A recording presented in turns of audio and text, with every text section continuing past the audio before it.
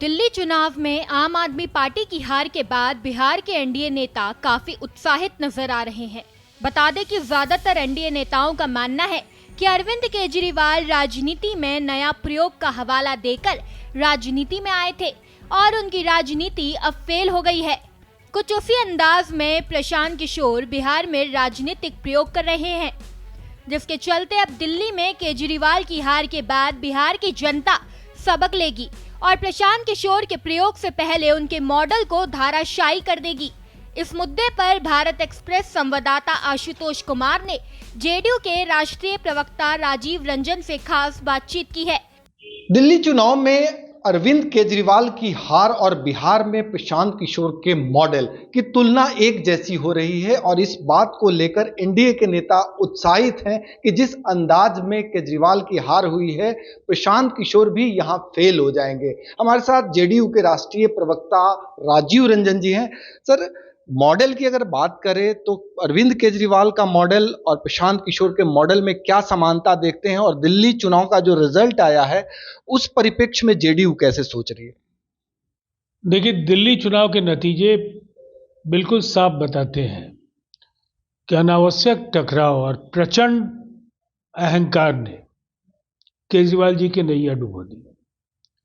संभलना मुश्किल दिख रहा है और पंजाब सबसे पहले कांग्रेस का ग्रास बनने जा रहा है, ऐसा कांग्रेस के नेताओं का दावा है।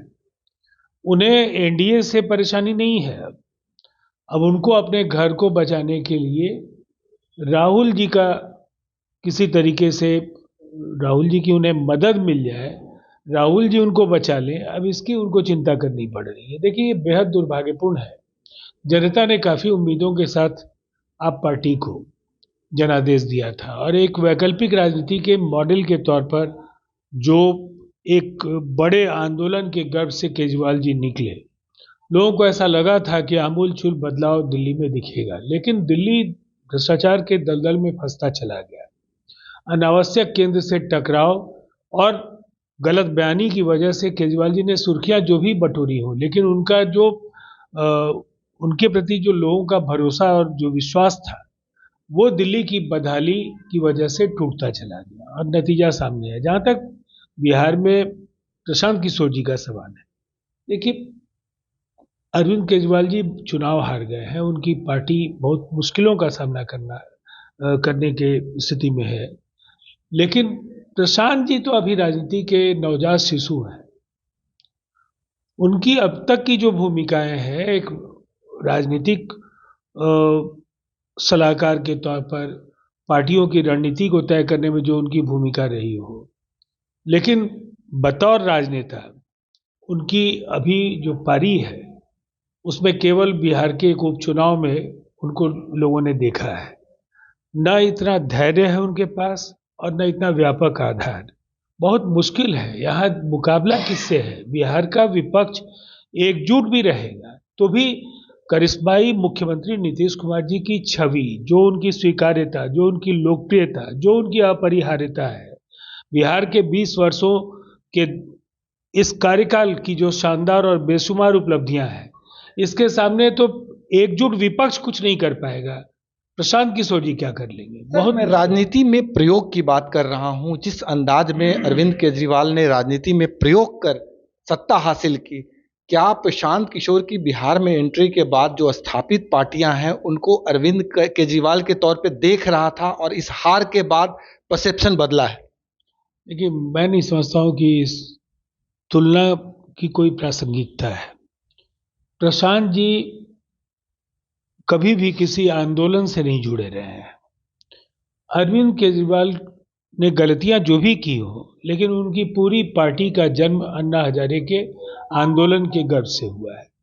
अब जो हालात बिहार के हैं, दिल्ली में कहीं ना कहीं आप पार्टी को कांग्रेस के कुशासन से मुक्ति के लिए लोगों ने वोट किया था।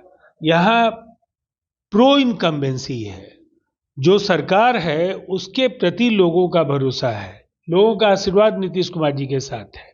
इसीलिए जब यहाँ एंटी इनकम्बेंसी जैसी चीज नहीं है, यहाँ कोई नाराजगी नहीं है, इसके उलट एक प्रचंड लहर है एनडीए की, यहाँ कोई मुकाबला नहीं है। इस आंधी का सामना करने का मादा तो एकजुट विपक्ष में नहीं है। प्रशांत जी क्या कर पाएंगे? ठीक है सर, आपकी बातों से हम सहमत हैं, लेकिन आपकी पार्टी लगातार प्रशांत किशोर को हिट कर रही है।